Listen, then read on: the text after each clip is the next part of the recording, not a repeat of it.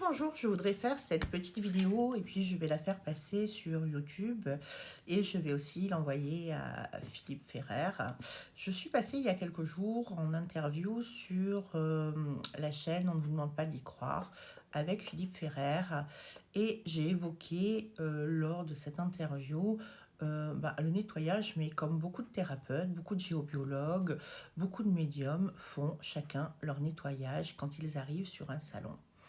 Euh, et moi, je n'ai plus envie d'entendre quand les gens viennent sur un salon que les énergies sont lourdes ou qu'on sent beaucoup de tiraillements entre les cabines, qu'elles soient au niveau des thérapeutes, qu'elles soient au niveau des médiums, qu'elles soient au niveau des vendeurs de minéraux. Quand on fait un salon, on est là pour être dans l'harmonie, dans le bien-être, dans la spiritualité, déjà entre nous, déjà avec soi à la base, puis entre nous, et puis offrir le meilleur accueil aux gens qui viennent nous voir. Et bien évidemment que ces gens-là, la plupart du temps, sont chargés de leurs problématiques de vie, chargés de leurs entités, et que tout ça va se véhiculer dans le salon.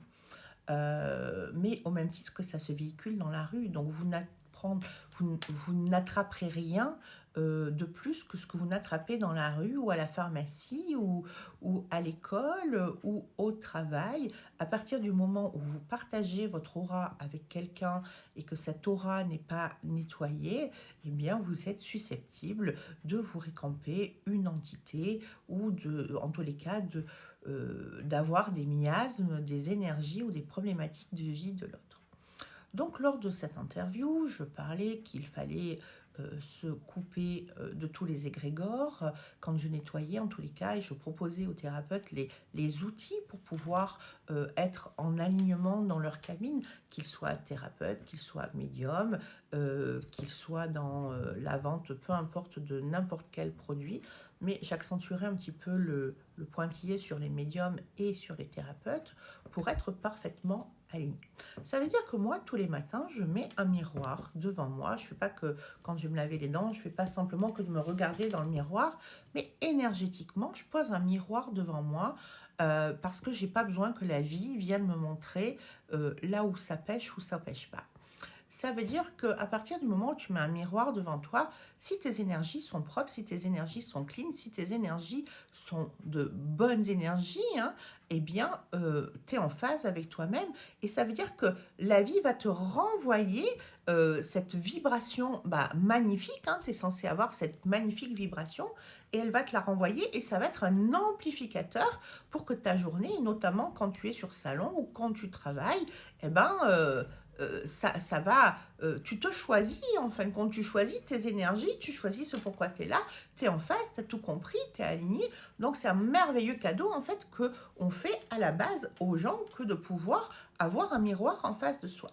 Mais par contre, effectivement, ceux qui ne sont pas alignés, ceux qui vont être dans la rivalité de regarder, oh lui, il a vendu 3 kilos de je ne sais trop quoi de plus, ou il a vendu 2 cristaux de plus, ou elle a fait 3 consultations de plus que moi, ou elle a eu 3 contrats de plus que moi, c'est un mauvais état d'esprit.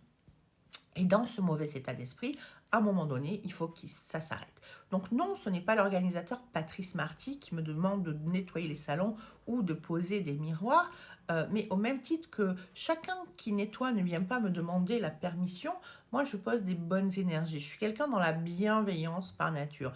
Donc, par contre, si tu as des mauvaises énergies, si tu as un miroir, ça va éviter que ça aille chez le voisin. Effectivement, tu vas te récamper tes énergies, tu vas te récamper ta jalousie. Pourquoi? Parce que ça suffit toute la journée de devoir s'aligner, de devoir aller vérifier s'il n'y a pas une flèche énergétique ou s'il n'y a pas un barrage énergétique ou si on t'a pas barré le stand, etc.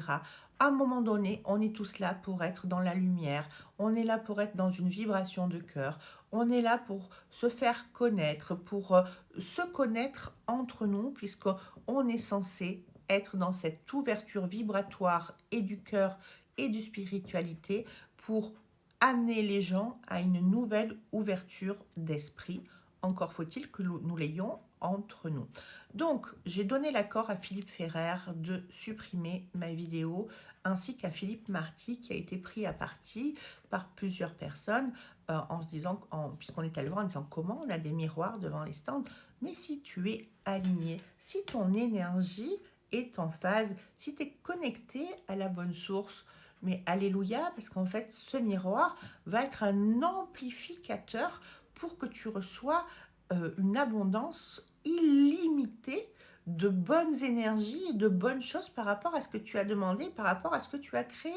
Donc, sois content d'avoir ce miroir en face de toi. Si par contre, tu es dans un état d'esprit de revanchard, tu veux absolument être là pour faire du fric, pour prendre plus que le voisin, euh, effectivement, là, ce miroir, il va vraiment être un problème pour toi. Mais est-ce qu'il vaut pas mieux un miroir que barrer un stand ou quoi?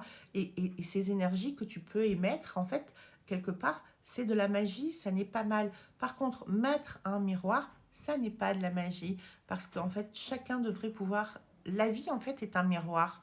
La vie par elle-même est un miroir. Donc, en fait, tu te retrouves juste avec la vie et ce que tu envoies et l'effet boomerang, ça va juste un petit peu plus vite. À un moment donné, il faut être aussi capable de protéger ceux qui ne savent pas le faire. Et le miroir, c'est simplement la vie. C'est le reflet de la vie, le reflet de ce que tu es. Donc, à partir du moment où tu es en phase, je le dis, je le répète et j'insiste, à partir du moment où tu es en phase avec qui tu es, c'est un véritable cadeau. Si tu es en inconfort par rapport à ça, il faut que tu te poses les bonnes questions. Qu'est-ce que tu fais dans le domaine de la spiritualité? Qu'est-ce que tu fais dans le domaine de la thérapie? Et pourquoi tu vas sur un salon du bien-être si le matin, tu ne peux pas te regarder dans le miroir? Et si toute la journée, tu ne peux pas être face à tes propres énergies?